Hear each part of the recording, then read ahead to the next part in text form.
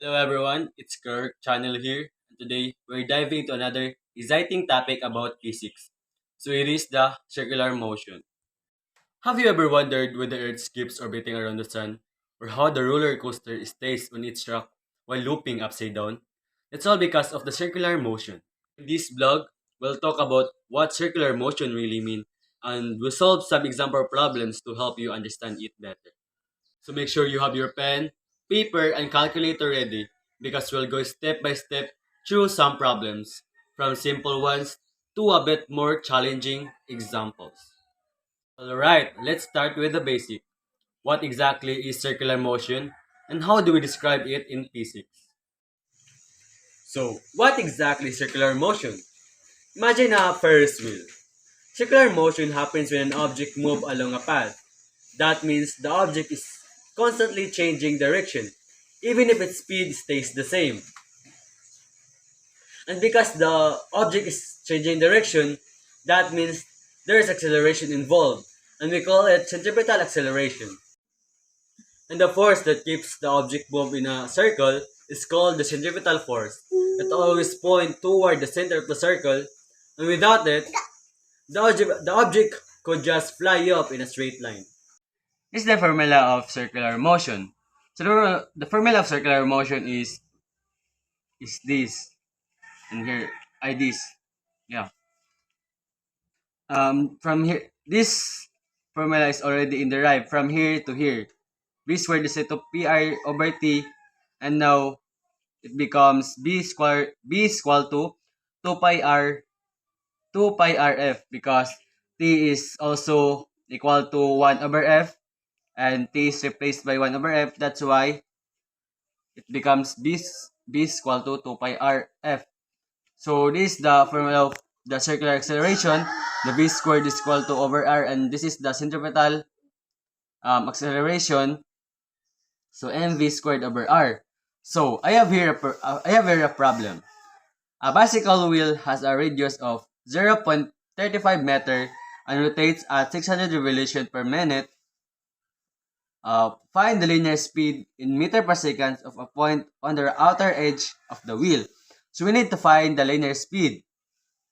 So the formula we need to use of this problem is this one. The v is equal to 2 pi r over t. So let's 2 pi r over t. So it's the same. You can use this, or also you can use this, but I prefer in this one. So this is the formula we use. So it indicates that we need to find the linear speed in meter per second. But before that, we need to find the seconds because it indicates here that meter per second in meter per second. So by getting that, we need to do the 1 over 600 revolution per minute per minute per minute. We need to divide it by 1. So divide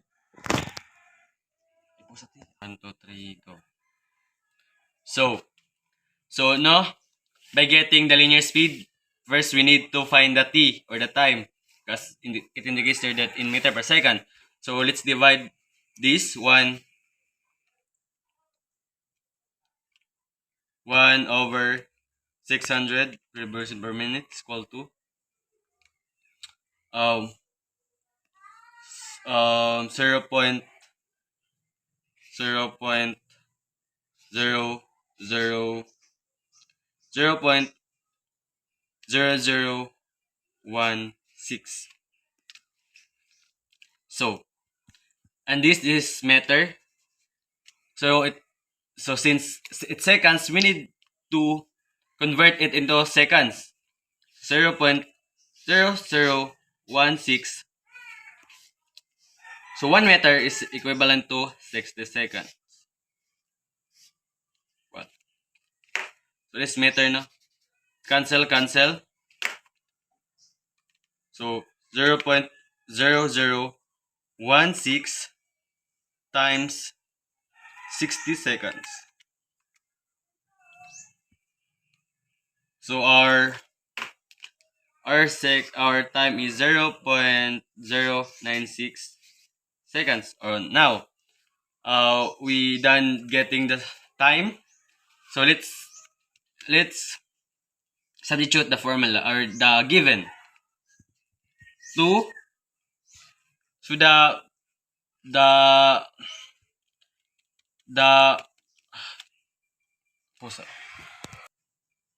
so the value of the pi is 3.14.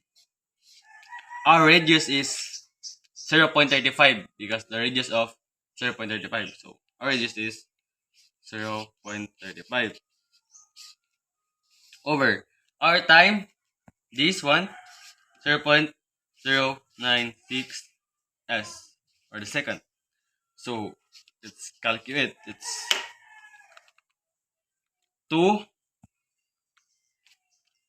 3 times 3.14 times 0.35 or radius over our time, which is the 0.096 seconds, to is equal to, so it's equal to 2.22, no, 22.9 meter per second. So we solved the unknown, which is the linear speed. So the linear speed of the problem is 22.9 meter per seconds. So here's another problem. This is for the centripetal force. So the problem is a ball with a mass of 0.5 kilogram is whirled in a horizontal circle of a radius 1.5 meter at a constant speed of 4 meter per second. What is the centripetal force acting on the ball? So first we need to put the formula of the centripetal force, which is the Fc is equal to mb squared over r. So let's just substitute the given. So let's put a given.